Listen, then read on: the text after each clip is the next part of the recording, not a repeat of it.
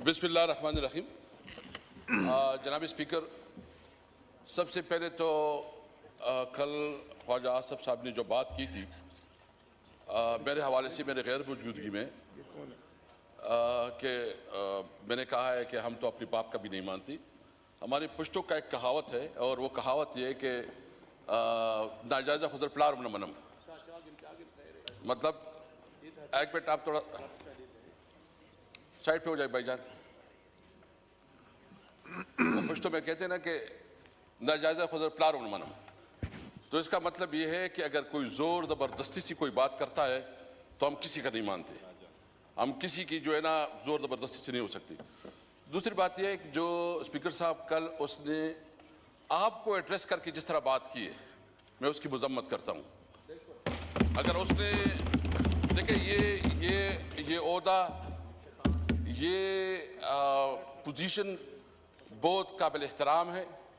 ख्वाजा साहब जो है ना मेरे ख्याल में 9 साल के होंगे शायद, मतलब जब से जानते हैं इस असेंबली में हैं।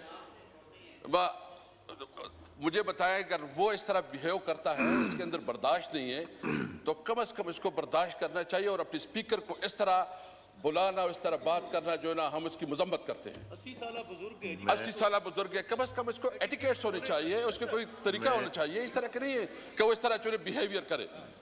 दूसरी बात, मैं चूंकि मौका भी मिला है, फिर अली मोहम्मद साहब को आप मौका देंगे, मैं 2-3 इशूज जो है ना हाईलाइट करना चाहता हूँ और हमने कॉलिंग अटेंशन भी रखी है, अगर आप काइंडली उसको ले ले।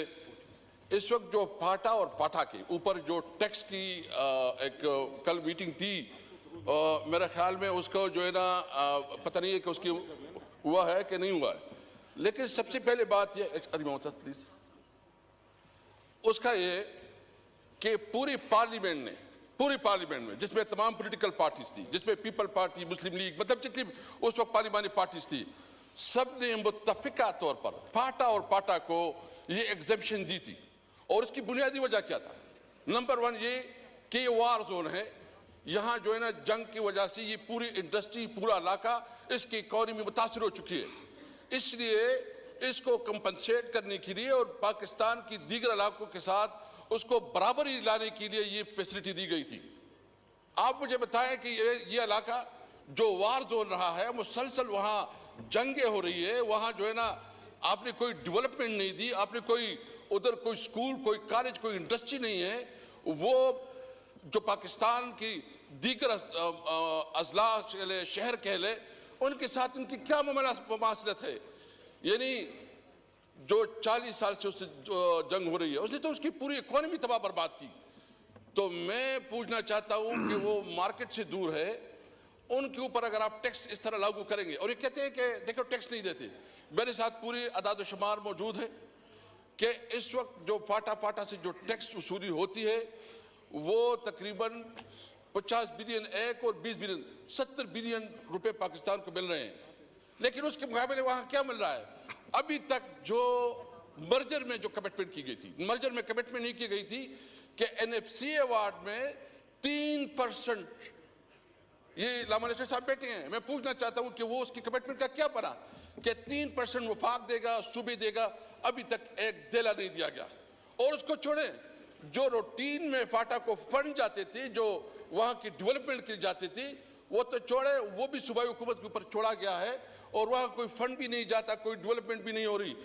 तो इस फैसले का मतलब ये होगा कि यहाँ आपने मजीद बेरोजगारी पैदा करनी है, आपने एक्सट्रीमिस्ट को परवान चढ़ाना है, और आपने जो ना एक और किस्म की जो वहाँ एक अवाम में जो मायूसी है, उस मायूसी को मेरा मुतालिबा स्पीकर साहब से ये है कि काइंडली इसके ऊपर आप एक कमेटी बनाएं, आप एक कमेटी बनाएं और उसमें तमाम पॉलिटिकल पार्टीज के लोग लिखें, ताकि इसका सही मानों में असेसमेंट हो, उसके ऊपर डिस्कशन हो, उसमें जो है ना फाटा की नुमाइंदगी हो और पता चले कि रियलिटी सामने आ जाए। इस हाउस का काम है, तो मैं आपसे मुल्तमिस हूँ, मैं आपसे रिक्वेस्ट करता हूँ कि उसके ऊपर एक स्पेशल कमेटी बनाए। नंबर 2, जो चमन में इस वक्त जो है ना एक बहुत बड़ा धरना जारी है, वो चमन में धरना जारी है, उन लोगों का क्या गुनाह है? यानी अभी तक जो 70 साल से ज्यादा हुआ जब पाकिस्तान बना है उनको एक फैसिलिटी दी गई थी, क्योंकि जो हमारे बॉर्डर एरिया है इसमें भी ट्राइब जो है ना, एक तरफ उसका घर होता है, दूसरी तरफ उसका मस्जिद होता है, जमीन एक तरफ होती है, घर दूसरी तरफ होता है। उसका एक अरेंजमेंट थी, उस अरेंजमेंट को एकदम खत्म किया गया। उन लोगों की डिमांड है कि उनको साथ जो है ना हम टैक्स भी देते हैं, उसका निज़ाम की जो पाकिस्तान की जो लागू कानून उसको मानती भी है, लेकिन उसको एग्जम्पशन दी गई जो पूरी दुनिया में मिलती है। मैं मुतालबा करता हूँ कि उसके हवाले से भी स्पीकर साहब, हम जब मैं था इस पोजीशन पे तो मैंने एक स्पेशल कमेटी बनाई थी, और वो स्पेशल कमेटी में हमने तमाम पार्टीज की नुमाइंदगी भेजी थी। इसमें हमारे साथ उस वक्त जो पंजरमान मौलाना साहब की जो पार्टी की अभी नाम भूल गया हूँ, वो मतलब सब हमने उसको लेके गए थे, और उन्होंने वहाँ जायजा लिया, उसने एक रिपोर्ट पेश की, और रिपोर्ट आपके सेक्रेटरीट में पड़ी होगी। तो मैं मुल्तमिस हूँ कि ये इश्यूज ऐसे कि पार्लियामेंट में उठाने चाहिए। तो मैं आपसे ये भी रिक्वेस्ट करता हूँ कि उसके ऊपर भी। तीसरी बात जो है लोड शेडिंग, 18 गेट से लोड शेडिंग हो रही है मेरे सूबे में, 18 गेट से लोड शेडिंग हो रही है, और कहा जा रहा है कि यहाँ खैबर पख्तूनख्वा में चोरी हो रही है। भाई अगर कोई चोरी करता है तो उसको पकड़ो, उसके खिलाफ सूबाई हुकूमत चीफ मिनिस्टर साहब ने कहा कि आपको जितनी फोर्स चाहिए हम फोर्स देने के लिए तैयार है, लेकिन उसके बदले आप अगर इतनी बड़ी बड़ी लोड शेडिंग करेंगे तो एक तो लोग तकलीफ में हैं, मुश्किल में हैं, और इसके साथ आपकी इंडस्ट्रीज भी जो है ना बहुत मुतासर हो रही है, आपका रोजगार भी मुतासर हो रहा है। भाई हम तो वैसे ही ये इलाका जो है ना मुतासर है, और इस वक्त जो सूरत हाल है कश्मीर में जो हो रहा है, जो कि इस वक्त राइट्स बने हुए हैं, और वहाँ जो असासी महरूमी और आजकल हो रहा है, मैं समझता हूँ कि वफाकी हुकूमत जो कश्मीर की हुकूमत है उसने उसको मिस हैंडल किया। उसको नहीं करना चाहिए था कि उसको इस तरह उसको मिस हैंडल, जो कल जो उसकी लोग जो है ना मरे हैं, जो शहीद हुए हैं, मैं उसके बारे में ये कहता हूँ कि उनको जो है ना कंपनसेट करना चाहिए, उनके साथ प्रॉपर मुज़ाकरात करना चाहिए, और हुकूमत को हर मुमकिन तरीके से जो है उसकी जो इश्यूज है उसको एड्रेस करनी चाहिए। इस तरह अगर आप फाटा में कल आज जो है ना पूरा हड़ताल है, मलकन डिवीजन में आज पूरा हड़ताल हो रहा है, और उस हड़ताल का बुनियादी मकसद ये है कि आपने हमें दिया क्या है, आप हमसे ले रहे हैं। हमारा सूबा जो कि हर लिहाज से रेवेन्यू के लिहाज से जो है ना इस मुल्क को सब कुछ दे रहा है, लेकिन उसके मुताबिक कुछ नहीं मिल रहा।